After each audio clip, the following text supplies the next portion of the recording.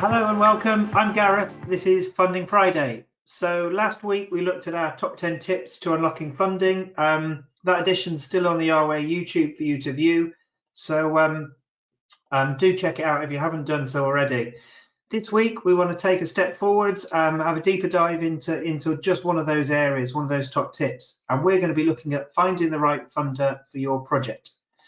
So happy to say, once again, joined by Graham Manchester, who's a freelance sports consultant, specialising in writing water sports applications, funding applications, developing water sports projects, and of course worked with me at the RWA for about 10 years. So he's got a great understanding of RWA clubs and the world that we all live in. So welcome, Graham. Thanks, Gareth. Hi. Great, good. So we know that most clubs across the UK have got projects that they'd love to get some funding for, whether it be to pay for an instructor course, to train some more volunteers, or maybe it's something much bigger than that. Maybe it's about, I don't know, building a new clubhouse. But Graham, what are your thoughts? What's the best way for these clubs to find the right funder for their project? Okay, the key point for me before you start looking for funding is to make sure that you have a great project that your club and community is passionate about and supports. Once you're at this stage, it's then about searching for funders who'll support your project. So there's a huge number of funders out there across the UK, from large-scale funders for capital projects to local sports organisations and charities who are just offering a few £100 for specific neighbourhoods. So think about both the national and the local opportunities. So there are big household names like Sport England, Sport Scotland, etc., that many of us are all familiar with. But there are also many smaller funders that could be just as interested in funding your project. And the application process may well be quicker and simpler. Yeah, good. I mean, like you say, those big funders, we probably already know about them. They're kind of household names within our sort of sports sector, and they're relatively easy to find on Google and everything else. But where, as a professional, how do you find about these smaller funders that you're talking about? Well, I think first of all, a good place to start would be looking at the RWA Sources of Funding Guide, which is in the club zone of the RWA website. And this was last updated in January of this year. So on this, rather than listing thousands of funders out there, it's tended just to focus on the ones that sailing clubs and organisations have previously been successful with. So we list the fund, then you've got the previous examples of successful funding based around applications, and then how to apply for further information. So these range from your large-scale funders through to sport-specific funders such as the Andrew Simpson Foundation, who offer free volunteer instructor training courses. Another one to look at is a website called Grant Funder, and this you can access this site, which offers a search facility for community and voluntary organisations. This allows you to focus on a theme such as young people or people with disabilities. You can then search by region as well, which is really useful, and it gives you a breakdown then of the possible types of funders that you can apply for. Also across the UK, there are community foundations, and these are umbrella organisations. So what happens is somebody might bequeath them some money for community projects, and then they disperse those amongst the community. So this is especially good if you're, say, a charitable organisation or a sailability group. They're worth contacting. Yeah, good. That makes sense. The other one, of course, is that the different sports councils across England, Scotland, Wales and Northern Ireland have got their own funds that we may well already know about, but quite often they'll list other funders which might be relevant. So it's worth checking in with them as well. The other thing that I like doing is keeping up to date with the different funding e-newsletters that are out there. So I still subscribe to Get Grants, so it keeps me up to date, and it's an ever-changing situation as well, especially with what's going on in the world today. So I do that, and as well as, of course, using social media. So if you can follow those types of organisations, then you're going to get the latest updates kind of binging into your inbox or your Twitter feed, whatever it might be.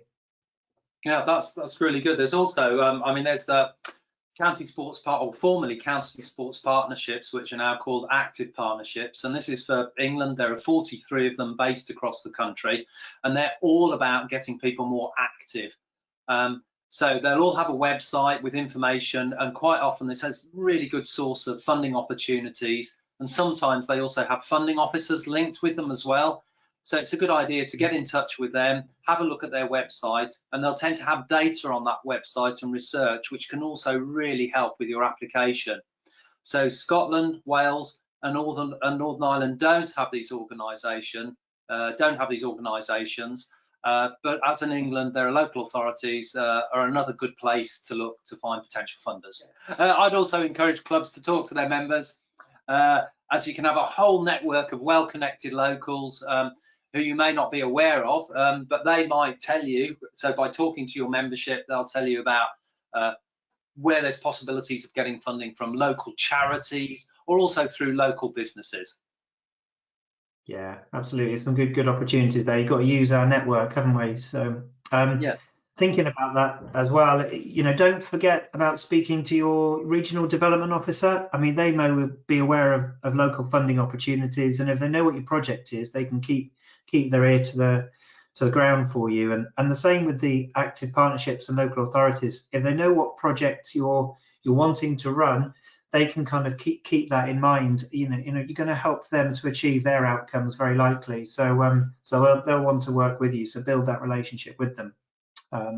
What we'll do is we'll make sure that we provide a number of useful links in the comments below this video, so you can find some of these organizations a little bit more easy. So I mean, okay, so loads of organizations, Graham, but what are you looking for in a funder? How do you start to form that shortlist and decide who the right funder is for the project that you're working on? Yeah, so ideally, I'd be looking for a funder who's supported sport and also supported a sailing project previously. A funder who does not require sort of huge amounts of work in terms of filling out lots and lots of forms for a relatively small return, and one that you can really build a relationship with and show that you're a safe pair of hands, so that you can return to that funder the next year. And also one that really you can achieve their outcomes through your project. That's probably the most important thing. Yeah. And also, I think when you're thinking about your application itself, remember when drafting your application, use the funder's language. For example, you're improving people's health and well-being by taking them sailing on a regular basis. You're not just teaching them to sail. It's really important to get that across in your application. And then for shortlisting, I'd build for building a project, say a build project or a capital project. This could involve sort of 10 or 15 possible funders, but for a smaller volunteering project, it might only be 2 or 3. Again, have a look at their website, read through some examples of the projects that they previously funded, and think about how you can match their funding outcomes with your project. And again, it's really important to speak to your RYA Regional Development Officer in England, Scotland, Wales, or Northern Ireland, and ask them if they support your application to any of these funders. And that will really strengthen that application as well if you have that support. And they may also have relevant research that you could list in the application, such as the benefits of sailing for health and well-being, which again will strengthen that application. Yeah, absolutely. Yeah. Thinking about those larger projects, for me, it's also worth remembering that you're likely to need to secure funding from a number of sources. It's not just about identifying 10 to 15 potential funders. You're going to need, there's not going to be one funder that's going to come in and kind of pay for everything anymore, unfortunately. Those days are gone. You're going to need to pull on a number of different people. So, but that said, once you've secured one significant funder, it might be a sports council, Sport England, etc. That often helps to attract other funders.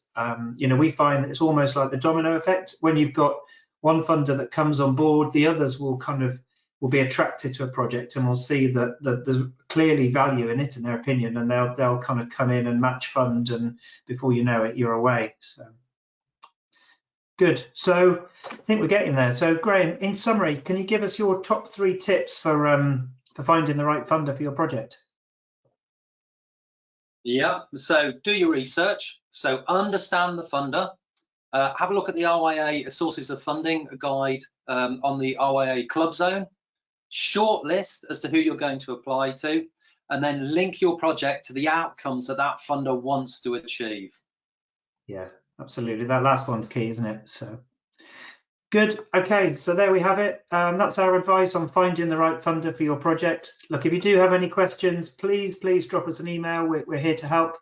Next week, I'm going to be looking at raising funds and finance from club members and the local community, such as crowdfunding, running your own lottery, debenture schemes, and fundraising events. So see you next week, and don't forget to check the other great Funding Friday material on the RWA YouTube channel.